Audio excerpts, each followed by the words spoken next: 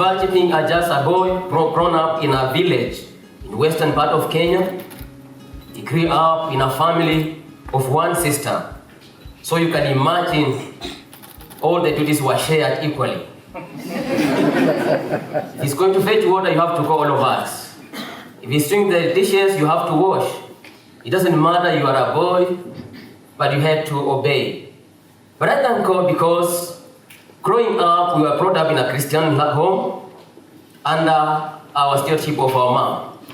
Very strict, but loving and kind. And I'm so proud for her when I stand here because she's the one who stood before me at most of the time. My growing up, I was taken to a private school, did my KCB. Lucky enough, I acquired marks to join a boarding school, which was a relief for me because of the duties that were at home. Not knowing what was ahead of us.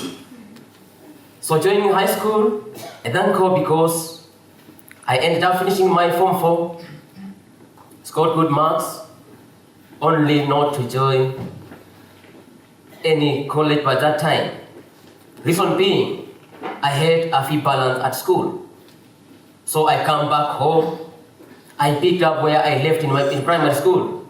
You had to continue to do these duties because you have to work. As the Bible says, you don't work, you don't what? Yes. You don't eat. And also they say God will bless the works of your hands. So we picked up from where I left. They are finished. We worked very hard. I spent home after high school 2 good years. Remember, I had not collected my certificate, but I didn't lose hope. So one day, I just decided to become very nice to my mom. I asked her, I wanted to go and visit Nairobi. This is a boy from a village, never going to come to Nairobi. I don't know anybody. So the question was posed to me, who is taking you to Nairobi? I told her, I trust I'll just go. So, ask me again, do you have the bus fare? I don't have. So, how do you want to go to Nairobi? So, I had to become very nice to her, going extra mile, doing good jobs, just to please her, so that she could give me the fare to Nairobi. And where I come from, there were these famous buses, the so-called Shivachi buses. They were the buses that every common man could do what? Used to come to Nairobi, simply because they were cheaper. And because we are so young, and they school entertainment, music. So we struck a deal with my mom. The time came for me to come to Nairobi. So one advice she sat me down to give me was, I'm going to give you this money to go to Nairobi, but I'll give you back also the fare in case you just go to Nairobi and get stranded. Just for the same guy you came with and come back home. Which was right, because I had not done any mistake at home. So I stick to her promise. I promised her that I'll obey what you tell me. If I miss my friend, you see me back in the evening here. Luckily enough, my journey took off. I came to Nairobi. I woke up very early in the morning because when coming to Nairobi, you can't even sleep at home. You can't sleep because you are just eager when will morning come. You want to come to Nairobi. So very early, I still remember very well. I caught the first bus, which was leaving at Kakamega at 5 a.m. Those times we had no speed governors, no roadblocks on the road. By 1, I was in Nairobi. In the famous country bus, which is called the airport, Machakos Airport. So there, I'm waiting for my friend to come and pick me. Remember, no phones. To make any call, you have to go to a call box and make a call. And it was also about you have to queue. It's not just automatic that you go there and make a call. So you can imagine just a boy from a village. You enter in a call box, you find there's a queue. So my time came. I tried to reach him. My phone could not be answered. my money is gone. I wait again. You know, as I go to make these calls, I'm asking myself, when I run out of cash, what am I going to do next? So I kept on waiting, went back to sit at those car parks, but luckily, my friend just appeared. So we took off, went with him, we began life in the city, where we were told, in Nairobi, we only find the white-collar jobs, but our country, we used to say the blue-collar jobs. But how will you get this a white-collar job without a certificate? So we were there live, and I refused to say, I started by saying that I refused to say that life was hard. And this, we equate life by saying life is unfair. But life is just an experience. So we decided to experience this life with my friend, who is called Jeff, who introduced me in Nairobi, by the way. I didn't come to my relative, I didn't come to my parents, but he was just a friend. So we put off life. We need to pay house rent, we need to eat. But things are not working. Not life, but things were not working. They were not adding up. Just a neighbor who was a friend of my friend Jeff. One day he finds us chatting at the house. He told us there's an opportunity that has just come. They are looking for somebody who can take that job. We begin to ask, who will be number one? Who will go? So my friend advised me, you do what? You take this opportunity. Mark you, we didn't even ask or we didn't inquire what kind of job is this that we want to be given. So he promised me very early in the morning we need to hook up, we go where the job was. Surprisingly, or good enough, you know, the job I was given, it was doing the washrooms. I say, wow, I've never done this. But one thing that struck me, I reflect back where I had come from. We need to pay the house, we need to eat. I appreciated the job and I took it with all my heart. So I worked, continued working for several months. It pleased my boss with what I was doing because of their positive mind. And I did it very nice with all my heart. So my duties were changed. He told me, now, Shivachi, you are going to be given other roles. From working the washrooms, now we are going to take you to the restaurant. You'll be helping out in the service area. That's how my life began to turn. Makio had now saved enough money to go and collect my certificate.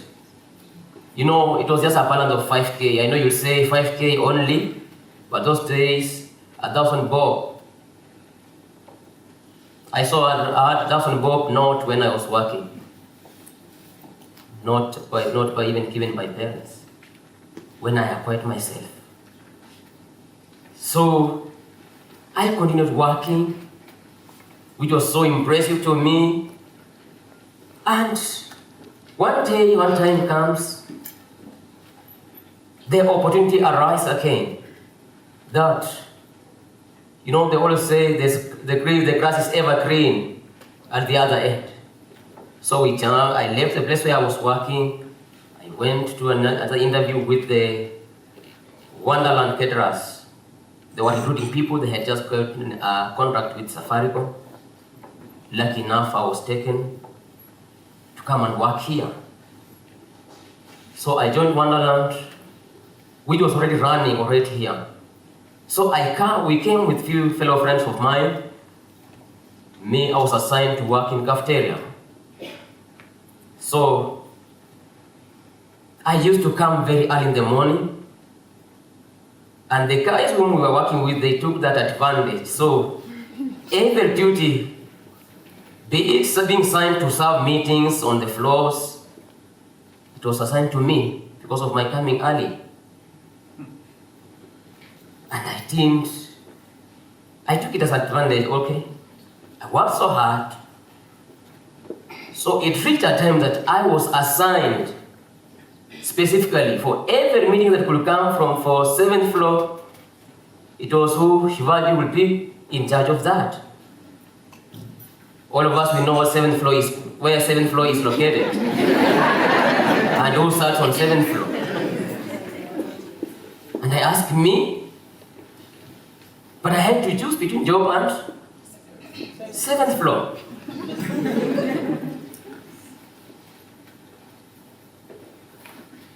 It took a toll on me, but I just got it. I took courage. So, there with my duties, because 7th floor was very sensitive that if anything goes wrong, there was no argument. You'll just be fired. So I had now to pull up my socks very early when there's any meeting. I'm supposed to say I have to rise up very early, even to befriend the chiefs, so that if it's my order, they can give me early enough. I go and set it. Thank God they cooperated with me that way. So a time again arises that there's a guy who was working on 7th floor. He wanted to go and sit for exam. Opportunity comes again. They say they need somebody to go and stand in for him. We were several guys who were working in the cafeteria. So the older guys, everybody was sort of pointing a finger. The one who normally serves the meeting is the one to go. I say, how? Down on me again. I took that opportunity until it came a time that now this guy was lucky now that after him graduating, he was absorbed by Safaricom, and now the door was open for me to be responsible to work in 7th floor. You may take it lightly as I mentioned 7th floor. It is not that light as you see. You can imagine rubbing shoulders with this great CEO and the many staffs I met on 7th floor. Only to mention a few names, if you allow, Madam Irene Miru. All of us, you know her. Mr. Abana. The entire crew. That time we had Purity, Florence, and many others. And now I have Madam Gladys. Actually, not forgetting the board members.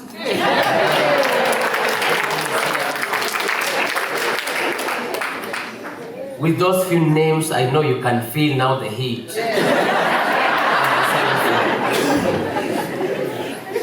But I thank God because they are good people. Not forgetting the late CEO, may God rest his soul in peace. Because I miss that moment every time.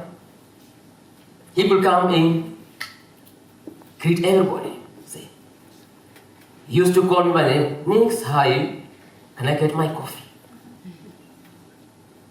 And we used to know him with the way he used to stay. We know he'll make us one step here, he's already seated in the office. Very busy man.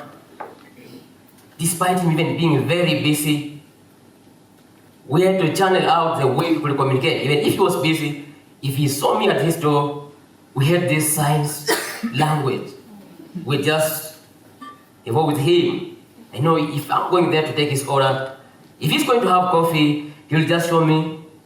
And I know it is coffee. And if he's not going to have coffee, that's all. It was a good moment with him, working with him. And I really learned a lot. As I'm coming to conclusion, all I can advise, tell somebody there is that you don't despise your humble beginning. But all you need to do is, you can only look back and thank God, and you look forward as you trust unto Him, as He will always guide our steps. He will never let us down. I'm so thankful for you. Thank you for coming to listen to us. Thank you for all our tutors who have given us that psych. Thank you for each and every one of you who is listening to us. But all I can wish you, may God bless you all. Thank you.